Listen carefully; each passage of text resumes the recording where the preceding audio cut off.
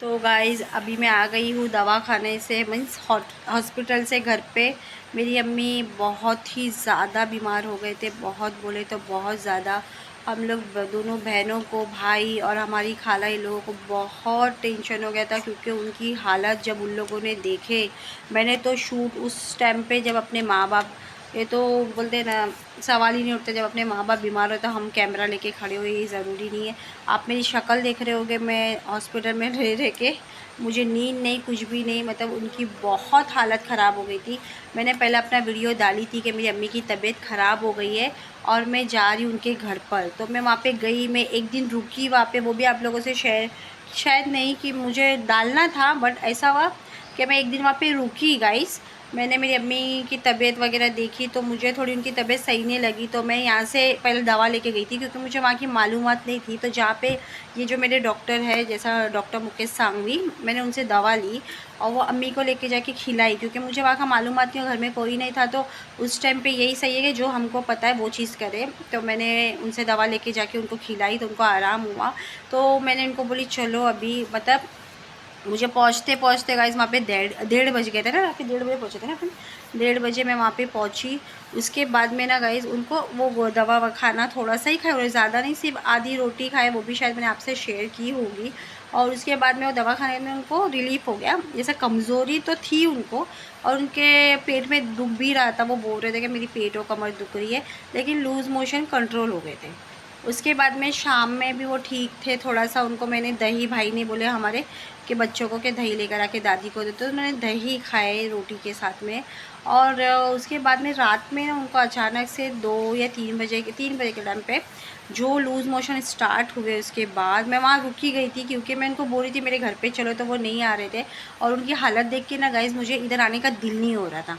तो मैं वहाँ पे एक दिन रुक गई थी, वन नाइट वहाँ पे मैं रुक गई थी। रुकी, उसके बाद में अचानक से ना उनको रात में शुरू हो गया। अब मैंने इनको बोली कि चलो तुम्हारे डॉक्टर के पास, वो बोले मेरे को इससे रुक गया है, वो उन्होंने मुझे ये जवाब दिए थे, तो हम लोग नहीं गए डॉक्टर के इधर। फिर जो रात में वो परेशान हुए हैं, मतलब समझो 2 दिन वो लूज़ मोशन उनको चालू थे, वॉमिटिंग, और वॉमिटिंग इतनी नहीं, लेकिन लूज़ मोशन बहुत हो रहे थे। फिर मैंने वो दवा दी तो उनको बंद हो गया।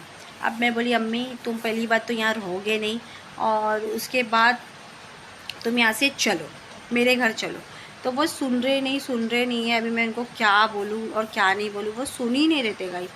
तो मैंने उनका जो वहाँ पे फैमिली डॉक्टर है, जहाँ वो लोग रहते हैं घनसोली में, वो बहुत दूर था, तो मैं उनको वहाँ पे रिक्शा में डाल के लेकर गई। और उसके बाद में वहाँ से उनको मैंने दवा वगैरह दिला, उनको वो दवा से कम हो गया। तो मेरे को बोले अभी मुझे अच्छा लग रहा है, तो मैं आ गई, क्योंकि इसकी स्कूल भी थी। तो मैं वहाँ से आ गई, मैं आई तो मेरे साथ मेरे भाई की बेटी भी आ गई। बोली चलो फुप्पी मैं आती हूँ, दादी तो नहीं आ रहे, मैं आती तुम्हारे साथ। बोली चल, वैसे मैं ट्रेन से ही जा रही थी, तो मैं उसको लेके इधर आई। बाद में हम लोग को एकदम बेचैनी हो ही रही थी, मुझे अच्छा नहीं लग रहा था, क्योंकि मैंने उनको ऐसा छोड़ कर आ गई थी। अब क्या करूँ, मुझे भी इधर भी देखना है, क्योंकि यहाँ भी मुझे देखना है गाइज़, वहाँ भी मुझे देखना है, ऐसा था। तो मैं इधर आने के बाद में अचानक से इसने फ़ोन लगाया मेरे भाई के बेटे को, तो उसने अम्मी को दिखाया, तो उनकी बहुत हालत ख़राब थी। मतलब वो क्या बात कर रहे ना, वो समझ में ही नहीं आ रहा था। हम लोग इतना डर गए, मैं फ़ोन पे उसको पूछ रही हूँ तुम क्या बोल रहे, मतलब आहिस्ता-आहिस्ता इंसान कोमा में कैसे जाता है जब उसकी ज़बान नहीं पलट रही है, वो कुछ बोल रहा है, ज़बान नहीं पलट रही है, वैसा हो गया था। मैं यहाँ से इसके डैडी को बुलाई, मैं मेरी खाला को बुलाई, और हम लोग दोनों मिल के हम वहाँ पे गए, उनको देखे जब तक वो फिर थोड़े बेटर हो गए थे। उसके बाद उनको हम लोग बोले अब तुम यहाँ पे रुकेगे नहीं, या तो तुम एडमिट होने चलो जहाँ पे अभी वो एडमिट है, या तो फिर तुम घर पे चलो, तो मेरे घर पे मीन्स। तो वो बोली ठीक है, अभी मुझे ठीक लग रहा है, घर पे चलो। तो मैंने उनको घर पे तो लेकर आ गई, मैंने खाना भी उनको खिलाई, वो अच्छे हो गए, अच्छे थे। फिर उसके बाद में फिर अचानक से उनको दूसरे दिन सुबह में, हम लोग सब लोग सोए थे, सिर्फ मेरे से जो बड़ी बहन है वो उठी हुई थी।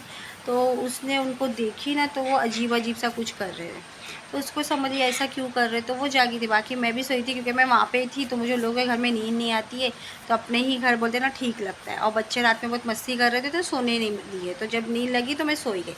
तो ऐसा ऐसा ना, मतलब वो आँख खुली थी, लेकिन हम लोग जो उनको आवाज़ दे रहे वो नहीं बोल रहे, पूरे पसीना पसीना हो गए, ऊपर से वो ज़बान टेढ़ी कर दी, उनके मुंह से फेस आने लग गया था, तो बहुत ज़्यादा हो गया। और वो कुछ रिएक्ट ही नहीं कर रहे थे। मैंने उनको आप ही समझो उनका पानी पिलाया, कुछ भी रिएक्ट नहीं कर रहे थे, और एकदम ज़ोर ज़ोर की ना खराटे जैसा लेते ना, क्या बोलते हिचकियाँ लेते वैसा ले रहे थे और पूरे पसीने में भीग चुके थे, मतलब वो हाथ भी ऐसे गिरा दिए थे, हम लोग हाथ पकड़ रहे थे तो, और पूरे एकदम ठंडे पड़ गए। तो इनको मैंने डर के मारे उठाए तो इन्होंने, इसके डैडी ने बोला कि अब्बी इनको राजावाड़ी लेके चल, जो है घाटकोपर स्टेशन ईस्ट में।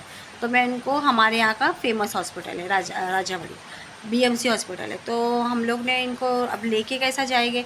फिर मैंने मेरी खाला को कॉल करी, मेरी बहन का, हम लोग का सबका रोना धोना शुरू हो गया, बच्चे सब डर गए, घर में सब उड़ गए, वो भी 8:30 बजे के टाइम पे। मेरी एक खाला यहाँ ऊपर रहते, मैंने उनको कॉल करी, वो बेचारे फटाफट भाग कर आए, वो आए, वो देख के वो भी रोने लग गए। फिर मैंने मेरी गाँव वाली खाला को फ़ोन करी, उनको दिखाई, मतलब ऐसा हम लोग को लग रहा था कि जैसे इनको पैरालिक्स का अटैक आया है। लेकिन वो पैरालिक्स तो था ही, लेकिन उनके मुंह से जो फेस भी सारा था, उन्होंने जो ज़बान टेढ़ी कर दिए थे, और जैसे एक इंसान कोमा में कैसा चले जाता है, जैसे उसकी आंखें खुली है लेकिन वो बोल नहीं पा रहा, वैसे हो गए थे वो। एकदम अजीब ही था वो टाइम, बोलते हैं ना, बहुत ही बुरा था। अल्लाह ना करे किसी के साथ ऐसा हो, बहुत ही बुरा था। उसके बाद हम लोग उनको ऐसा वैसा, मतलब मैं अभी हैवी इंसान है, और ऊपर से भी जब ऐसा कुछ होता है तो इंसान बदन छोड़ देता है, तो बहुत प्रॉब्लम हो रही थी लेके जाने। तो हम लोग तीनों जन कैसा कैसा, मतलब मैं, मेरी खाला और मेरी बहन, हम लोग कैसा कैसा उनको आधे तक लेके गए। उसके बाद वो हमारे हाथ से छूट रहे थे। फिर हमारे पड़ोसी एक देखे बेचारे, वो भाभी, वो आए, उन्होंने भी थोड़ी सी हेल्प करे। फिर कैसा कैसा, बोलते हैं ना, एकदम ही बहुत ही मुश्किल से हम लोग उनको रोड तक, हमारी रिक्शा तक लेके गए। फिर इसके डैडी को आवाज़ दी मेरी बहन की बेटी ने, तो इसके डैडी आए, और जितने वहाँ से लड़के लोग ना काम के लिए जा रहे थे, उन लोगों को हम लोगों ने बोले कि ज़रा इनको लोग ज़रा उठाओ कर, तो उन लोगों की हेल्प से हम लोग वहाँ लेके तो चले गए, राजावाड़ी लेके गए। फिर वहाँ पे भी बहुत मुश्किलों से उनको रिक्शा से निकाले, इमरजेंसी में उनको लेके गए। उनको कुछ होश नहीं है कि मेरे साथ क्या हो रहा है क्या नहीं, और उनको कुछ भी नहीं पता। इतने में उन्होंने यूरिन भी पास कर दिए थे, उनको कुछ समझ ही नहीं आ रही, और हम लोग फुल डरे हुए थे। तो इमरजेंसी में लेके गए, वहाँ पे सब उनका हुआ, मैंने एडमिशन फॉर्म वगैरह ये वो सब जो उन लोग का जो रहता है वो सब हुआ। जैसे उनको सलाइन चढ़ा है ना, वो हार्डली 10 मिनट में ना एकदम फ्रेश हो गए। 10 मिनट लगा, तो वो बोले मैं इधर किधर आ गई। उनको पहला होश ही नहीं कि उनको आईवी वगैरह ड्रिप लगी है, या उनका अब शुगर चेक हुआ है, उनको कुछ भी नहीं पता था इतने टाइम में कि क्या हुआ। बाद में अचानक से जब उनको होश आया तो बोलते मेरे को इधर कौन लाया, मैं तो निशा के घर पे सोई हुई थी। फिर उनको बताया कि ऐसा ऐसा हुआ। उनको फिर व्हील चेयर में हम लोग को लेके घूमना पड़ रहा था, क्योंकि वो चल नहीं रहे थे। तो उसके बाद जब वो ठीक हुए तो वहाँ के डॉक्टर ने मुझे बोले कि इनको ऑब्जर्वेशन में आप लोग रखिए, 2-3 दिन हम लोग रखेंगे। तो मैं बोली कुछ प्रॉब्लम, बोले ऐसा कुछ प्रॉब्लम तो नहीं, यहाँ पे टेस्ट वगैरह करेंगे लेकिन ऐसा कुछ प्रॉब्लम नहीं है उनको, यहाँ भी हम लोग खाली इसी रखेंगे। तो मैं बोली तो उन्होंने मुझे बोले वहाँ के डॉक्टर ने कि एक बेड पे 2 लोग हो गए, और वो भी राजावाड़ी पे, एक बेड पे 2 लोग। तो मैं बोली नहीं, अब ये जैसा कि मेरे पास रहने के लिए आए तो मैं डायरेक्टली फ़ैसला नहीं ले सकती हूँ, मेरे से मेरे बड़े भाई है, बहन है। तो मैं बोली नहीं, वो मेरे इधर आई है, मैं उनके बेटे से डिस्कस करके फिर उनको एडमिट कराऊंगी। तो वो बोली ठीक है करके, आप फिर लेके जा सकते हो करके। फिर माशाल्लाह अम्मी अच्छे से चल के घर तक भी आए। फिर वो उतना पूरा दोपहर का टाइम सब कुछ अच्छे से गया, सब हुआ। उसके बाद में फिर 8 बजे के टाइम पे मेरे भाई आए हुए थे, मेरे भाई घनसौली से इधर आए थे मिलने के लिए, अम्मी को वही देखने के लिए कि कैसी तबीयत है क्या है करके। तो फिर उनको ऐसी होने लग गया, तो मैं रुकी नहीं, सीधा उनको लेके वाशी, चलो ओला करो, ओला में गए, वाशी गए। वाशी में उनको इमरजेंसी में डॉक्टर वगैरह ने चेक किया और उनको एडमिट ही कर दिए। एडमिट करे, अभी माशाल्लाह है, चल रहा है अभी प्रोसीजर, थोड़ी थोड़ी ठीक है, थोड़ा थोड़ा क्या देखते हैं। एक्चुअली उनके बोलते हैं कि किडनी में सूजन आ गई है, ऐसा हो गया, और खून में की कमी हो गई है उनको। तो अभी देखेंगे इंशाल्लाह। आप लोग दुआ करो मेरी अम्मी के लिए कि मेरी अम्मी जल्दी जल्दी ठीक हो जाए। तो कल का तो मैं पूरी रात नहीं सोई, पूरा दिन भी हमारा इसी गया, रात भी नहीं सोई मैं। इस वजह से नहीं सोई क्योंकि डॉक्टर बोले थे कि उनकी हालत थोड़ी क्रिटिकल है, तो आप लोग उन पर ध्यान देना, क्योंकि वो बार बार, मैं आप लोगों को बोल रही हूँ जैसा उनको सूद नहीं रहती है, तो अगर मैं सो जाऊँ तो फिर उनको वैसा वापस से ना हो पाए।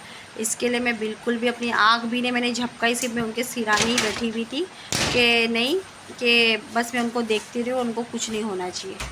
और हम लोगों ने इतनी घाई में गए उनकी हालत देख के, क्योंकि वापस से वो वैसे हो जाएंगे तो उनको उठा के लेके जाना मुश्किल है। तो वो जब बैठे हुए थे तो ही उनके मुँह में मैंने इतनी सारी शक्कर डाली, और वो फिर चला के उनको लेकर गई। जब तक वो चल रहे थे, मेरे वापस से वैसा हो जाएगा, एकदम ही सूद में नहीं रह गए तो फिर उठा नहीं पाऊँगी उनको।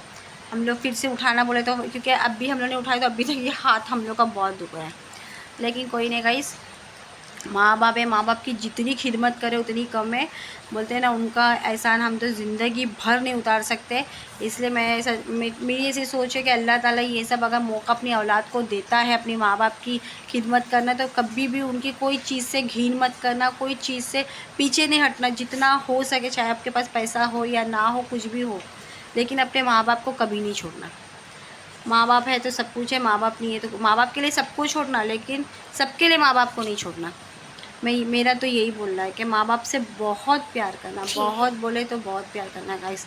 आज हमारे पास हमारे अब्बा नहीं है, अभी हमारी अम्मी है, तो मैं मेरे अब्बा को भी बहुत चाहती थी, मेरी अम्मी को भी बहुत चाहती है। और मेरा ऐसा है ना गाइस कि मैं कोई भी मेरे सामने ऐसा कोई मैं देखती हूँ ना, तो मैं अपने आप को एकदम पहले ये नहीं करती हूँ कि नहीं मेरे को समझ में नहीं आ रहा है, मैं ऐसा नहीं करती हूँ। मैं एकदम आराम से काम लेती हूँ, और सामने वाले को ये नहीं जताना चाहिए कि हमको तकलीफ़ हो रही है। ऐसा खड़े रहना चाहिए ये सब टाइम पे कि नहीं, हम ये सब कुछ कर सकते। तकलीफ़ सब इंसान को होती है, अपना घर का पेशेंट जैसा। अभी मेरे माँ है तो वो मेरी अपनी है, तो ऐसा नहीं कि मैं उसको ये नहीं जताऊँगी कि नहीं तुम इतने ऐसा, मतलब तुम्हारी कंडीशन हो गई तो मुझे प्रॉब्लम नहीं। उस टाइम पे उनके साथ इतना डट के खड़े रहना चाहिए, इतना डट के कि उनको ऐसा लगना चाहिए कि नहीं, मेरे सपोर्ट में मेरी बेटी खड़ी है, मेरा बेटा खड़ा है। उतने उतने ढीठ बन जाए उस टाइम पे, कितना भी रोने आए, लेकिन अपने आप को रोकने का, सामने वाले के पेशेंट के सामने कभी नहीं रोने का। मेरा मेरा ऐसा है, पीठ पीछे कितना रो लो। मैं मेरे अब्बा का हुआ था ना गाइस, मैं मेरे घर से जो रोई बाद में मैं वहाँ गई ना, मैं बिल्कुल भी नहीं रोई। मैं रोऊंगी तो मेरी अम्मी को तकलीफ़ होगी, लेकिन मैं अकेले में बहुत रोई बाद में। लेकिन मैं कभी सामने नहीं रोती किसी के, क्योंकि कभी ये नहीं सामने वाले को दिखाना चाहिए कि मतलब उनको टेंशन नहीं देना चाहिए, मुझे ऐसा है। इसलिए मैं मेरी अम्मी के सामने इतनी ढीठ और इतनी अड़ियल बन के खड़ी होती ना, तो उनको ऐसा लगता है कि नहीं, ये मेरी हिम्मत है। मेरी सास के साथ भी मैं ऐसी ही खड़े रहती थी, तो उनको ऐसा लगता था कि हाँ, बेटी लोग नहीं भी रहेंगे तो चलेगा, लेकिन मेरी बहू मेरे साथ में रहना चाहिए। मेरी सास का भी यही था, मैं ऐसे ही खड़े रहती हूँ, मुझे अच्छा लगता है। अपन अपने आप को कभी एकदम पिघा, भले से अपने को दिल में कितना टेंशन है, तो दिमाग में कितना टेंशन है, तो अपने को रहा नहीं जाता, देखा नहीं जाता, क्योंकि हम अपने माँ बाप को ये सब हाल में तो नहीं देख सकते गाइस, वो तो मैं भी जानती हूँ। लेकिन उस टाइम पे अपने आप को एकदम कट्टर ढीठ बना लेने का, और जितना हो सके ना उनकी खिदमत करने का, जितना हो सके हर चीज़ से उनकी हेल्प करने का, हर चीज़ से। मैं तो यही चाहती हूँ, और अल्लाह ताला से मैं यही दुआ करूँगी कि मेरी अम्मी जल्द से जल्द ठीक हो जाए, उनको किसी भी चीज़ की कोई भी चीज़ की टेंशन ना हो। मैं यही चाहती हूँ कि अभी उनकी रिपोर्ट भी हुई, आज हम लोग लेके गए थे गाइस। मैं वहाँ पे शूट नहीं कर पाती हूँ, बस थोड़ा बहुत सली थी। मैं वहाँ पे ज़्यादा शूट नहीं कर पाती हूँ, क्योंकि ना गाइस वहाँ पे अलाउड नहीं है। लेकिन मैं कोशिश करूँगी इंशाल्लाह। अभी तो उनकी इतने दिन से कंडीशन सही नहीं थी, इसलिए मैं खुद, मुझे अंदर से दिल नहीं होता कि मैं ये सब शूट करूँ। इंशाल्लाह कल से मैं अपना ब्लॉग स्टार्ट करूँगी, और मेरा ब्लॉग भी नहीं आ रहा था, मैं बहुत कम ब्लॉग डाली हूँ। जैसा यहाँ पे ब्लड टेस्ट वाले भी आए थे मेरे घर पे, जो हमारे डॉक्टर थे ना, फैमिली डॉक्टर, जिससे मेरी अम्मी की दवा लेके गई थी, उन्होंने भी मुझे 1-2 टेस्ट अम्मी का दिए थे। तो वो बोले थे अगर अम्मी बेटर दिख रहे, अगर ये मैं टेस्ट दे रहा हूँ, अगर इसमें कुछ निकलता है तो उनको एडमिट करना। लेकिन अब वो रिपोर्ट हम लोग देख के ही अम्मी को एडमिट करने लेके गए, क्योंकि वो रिपोर्ट अम्मी की सही नहीं आई। ऐसा है गाइस, है ना रफ़ी?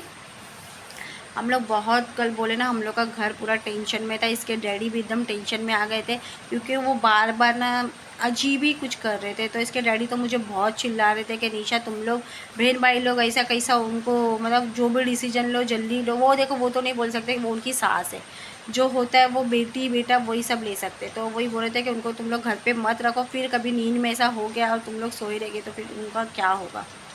वो सही बोल रहे थे, वो मेरे पीछे सुबह से लगे हुए थे कि उनको लेकर जाओ, लेकर चलो, लेके चलो। मैं लेके जा रहा, वो लेके जा रहे थे उनको, मैं लेके चलूँगा, उनको लेके चलो, उनको लेके चलो। ऐसा था, लेकिन कोई नहीं, इंशाल्लाह जो जैसा नसीब में रहता है। आखिर मेरी अम्मी को वाशी तक पहुंचना था, तो वो रात के 10 बजे वाशी पहुंच ही गए। फिर उनको एडमिट कराया, डॉक्टर बोले थोड़ा सा है क्रिटिकल, लेकिन इंशाल्लाह कोई नहीं, हो जाएगी। आज तो माशाल्लाह अल्लाह के करम से थोड़े अच्छे लग रहे, फ्रेश लग रहे।